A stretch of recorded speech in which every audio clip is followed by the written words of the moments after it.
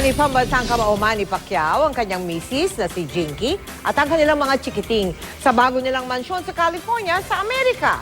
Pumasa naman kaya sa panlasa ni Jinky ang napili ni Pacman.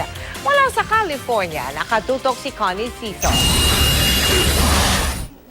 Sa entrada pa lang ng bagong bahay ni Manny Pacquiao dito sa Summit Circle sa Beverly Hills, California, kita na ang engranding disenyong kanyang nagustuhan.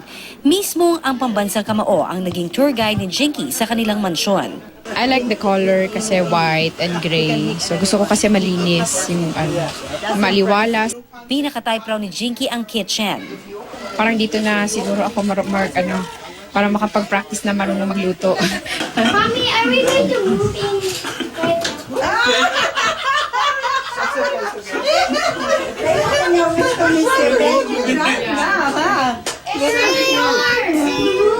Si Queenie naman, hindi magkanda-ugaga sa paghahanap ng kanyang kwarto. How am I supposed to find Queenie's room? There's nobody with me in my room. Ang binatilyo naman ni Manny at Jinky na si Jimwell, pinakapaborito raw ang home theater. Kasi malaki, tapos Gawa sa rare na travertine tiles ang lapag sa sala at receiving area. High-tech naman ang tatlong electric heater na may hologram pa sa loob, kaya aakalain mong tunay ang apoy. Ang Creston security system naman, centralized at maaaring makita ang kuha ng mahigit 10 cameras kahit saan man sa mundo gamit ang mobile devices. Ang screening room na kasya ang 30 tao, nagkakahalaga ng $250,000. May coffee machine, hotdog machine, popcorn maker at pinball machine pa. The remote control din ang blinds. Centralized din ang music sa loob at labas ng bahay. Ang furnitures, disenyo pa ng sikat na aktres na si Jane Seymour. At ang swimming pool, salt water ang tubig. At naiiba pa ang kulay at temperatura ng tubig. I will work hard on this paperwork pagkatapos baka first week of April para ma-enjoy naman nila before the fight.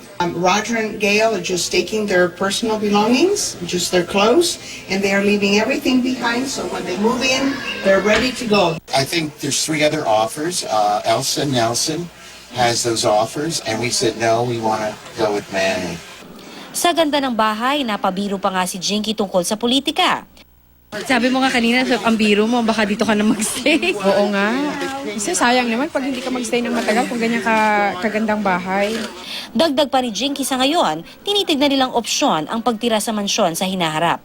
Sa isip niya, lagi yung pamilya niya, yung mga anak niya, no? Para paano sila yung kumbaga mamuhay ng maganda, 'di ba? Komportable, na masaya sila. Yun, na-appreciate talaga yun. Mula rito sa Los Angeles, California, Connie Cito, nakatutok 24 oras.